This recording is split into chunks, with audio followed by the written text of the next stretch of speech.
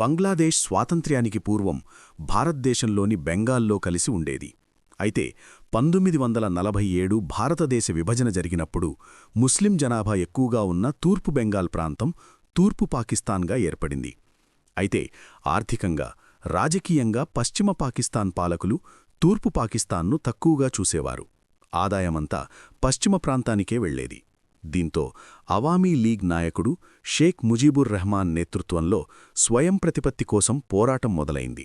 1970 ఎన్నికల్లో ఆయన party majority సాధించినా Pakistan ప్రభుత్వం అధికారాన్ని అప్పగించడానికి నిరాకరించింది. పాకిస్తాన్ను చీల్చి అప్పటి భారత ప్రధాని ఇందిరాగాంధీ బంగ్లాదేశ్ దేశాన్ని ఏర్పాటు చేశారు. బంగ్లా స్వాతంత్ర్యం కోసం జరిగిన యుద్ధంలో భారత సైన్యం ముందు పాక్ సైన్యం మోకరిల్లింది. దాదాపు 93,000 మంది పాక్ సైనికులు భారత్కు లొంగిపోయారు. రెండో ప్రపంచ యుద్ధం తర్వాత ఇంత భారీ స్థాయిలో ఒక సైన్యం మరో సైన్యానికి లొంగిపోవడం ఇదే మొదటిసారి. దీంతో బంగ్లాదేశ్ స్వతంత్ర దేశంగా ఆవిర్భవించింది. అలాంటి బంగ్లాదేశ్ ఇప్పుడు భారత్కు వ్యతిరేకంగా పాకిస్తాన్తో కలిసి కుట్రలు పన్నుతోంది. అక్కడ ప్రజాస్వామ్యయుతంగా ఎన్నికైన ప్రధాని షేక్ హసీనా ప్రభుత్వంపై ప్రతిపక్షాలు విదేశీ శక్తులతో కలిసి కుట్రలు పన్ని ఆమెపై తిరుగుబాటు చేశాయి. వేలాది మంది సాయుధులు ఆమె అధికారిక నివాసంపై దాడికి దిగగా ఆమె కట్టుబట్టలతో దేశం వదిలి ప్రాణాలు అరచేతిలో పెట్టుకుని భారత్కు హెలికాప్టర్లో పారిపోయి వచ్చారు. ఆమె పాలనా కాలంలో బంగ్లాదేశ్ భారత్కు సన్నిహిత మిత్రదేశంగా కొనసాగింది.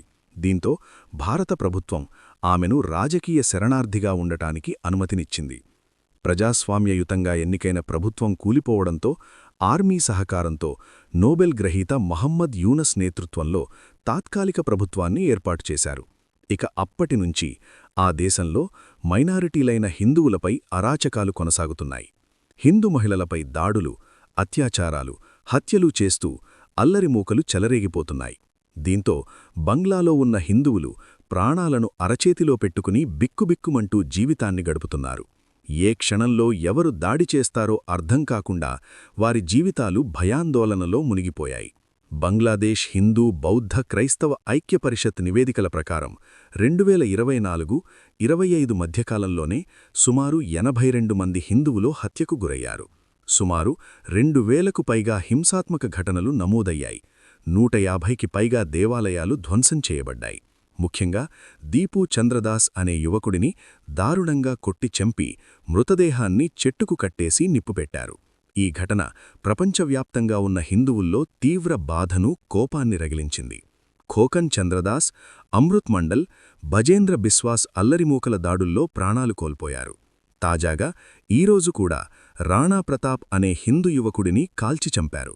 ఈ ఘటనలపై ప్రపంచవ్యాప్తంగా ఉన్నటువంటి హిందువులు నిరసనలు తెలుపుతున్నారు. మన పక్కనున్న నేపాల్ ప్రజలు రోడ్లపైకెక్కి బంగ్లాలో హిందువులపై దాడులకు వ్యతిరేకంగా ధర్నాలు, నిరసనలు చేస్తున్నారు.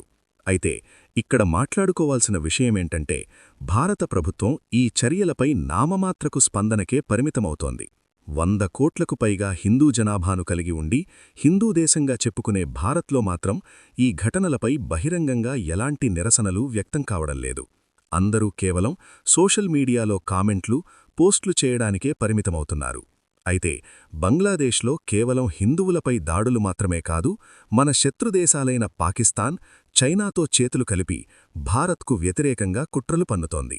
ఏకంగా ఈశాన్య భారత రాష్ట్రాలను కలిపే చికెన్ నెక్ ప్రాంతాన్ని ఆక్రమించి భారత్ నుంచి 7 సిస్టర్స్ను వేరు చేస్తామంటూ ప్రగల్భాలు పలుకుతోంది.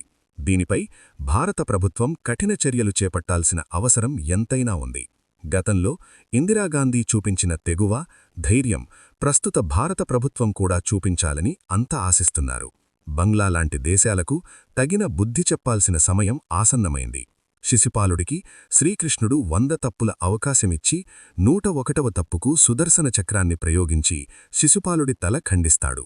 శిశుపాలుడిలాగే బంగ్లాదేశ్ ఇప్పటికే 100 తప్పులు దాటిపోయింది. భారత ప్రభుత్వం తన సుదర్శన చక్రాన్ని ఎప్పుడు ప్రయోగిస్తుందో చూడాలి.